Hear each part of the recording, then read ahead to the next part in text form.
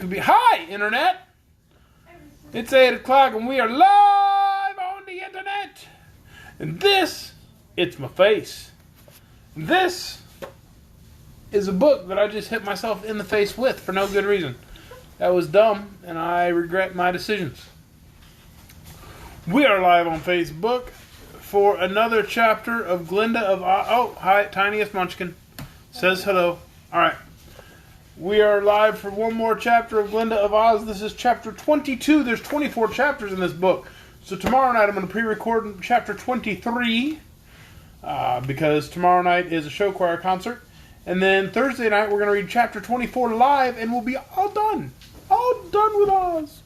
All sad face. Alright. So tonight we are on chapter 22, The Sunken Island. Let us begin. As soon as they had breakfasted the next morning, Glinda and the wizard and the three adepts went down to the shore of the lake and formed a line with their faces toward the submerged island. All the others came to watch them, but stood at a respectful distance in the background. At the right of the sorceress stood Auda and Aura, while at the left stood the wizard and Aja. Together they stretched their arms over the water's edge, and in unison the five chanted a rhythmic incantation. This chant they repeated again and again, swaying their arms gently from side to side, and in a few minutes the watchers behind them noticed that the lake had begun to recede from the shore. Before long, the highest point of the dome appeared above the water. Gradually the water fell, making the dome appear to rise. When it was 3 or 4 feet above the surface, Glinda gave the signal to stop, for their work had been accomplished. The blackened submarine was now entirely out of water, but Uncle Henry and Cap'n Bill managed to push it into the lake. Glinda, the wizard, Ervic, and the adepts got into the boat, taking with them a coil of strong rope, and at the command of the sorceress, the craft cleaved its way through the water toward the part of the dome which was now visible. "There's still plenty of water for the fish to swim in," observed the wizard as they rowed along. "They might like more, but I'm sure they can get along until we have raised the island and can fill the lake up again." The boat touched gently on the sloping glass of the dome, and the wizard took some tools from his black bag and quickly removed one large pane of glass, thus making a hole large enough for their bodies to pass through. Stout frames of steel supported the glass of the dome, and around one of these frames the wizard tied the end of a rope. "I'll go down first," said he, "for while I'm not as spry as Cap'n Bill, I'm sure I can manage it easily. Are you sure the rope is long enough to reach the bottom?" "Quite sure," replied the sorceress. So the wizard let down the rope, and climbing through the opening, lowered himself down, hand over hand, clinging to the rope with his legs and feet. Below, in the streets of the village, were gathered all the Skeezers, men, women, and children, and you may be sure that Ozma and Dorothy, with Lady Aurex, were filled with joy that their friends were at last coming to their rescue.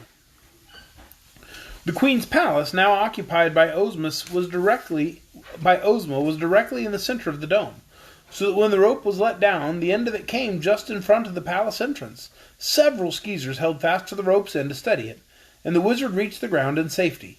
He hugged first Ozma and then Dorothy, while all the Skeezers cheered as loud as they could. The wizard now discovered that the rope was long enough to reach from the top of the dome to the ground when doubled, so he tied a chair to one end of the rope and called to Glinda to sit in the chair while he and some of the Skeezers lowered her to the pavement. In this way the sorceress reached the ground quite comfortably, and the three adepts and Ervic soon followed her. The Skeezers quickly recognized the three adepts at magic, whom they had learned to respect before their wicked queen betrayed them, and welcomed them as friends.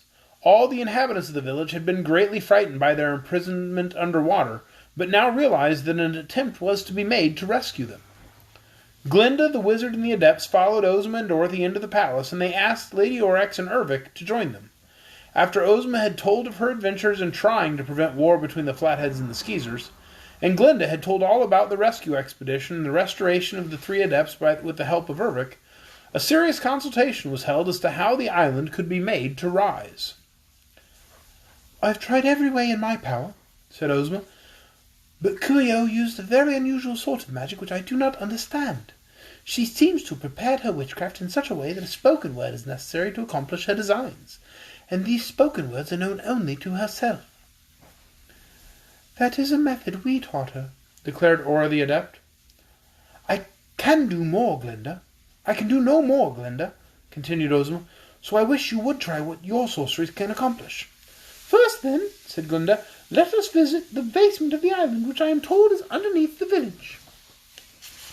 A flight of marble stairs led from one of Coo ee oh's private rooms down to the basement, but when the party arrived, all were puzzled by what they saw. In the center of a broad, low room stood a mass of great cogwheels, chains, and pulleys, all interlocked, seeming to form a huge machine, but there was no engine or other mode of power to make the wheels turn.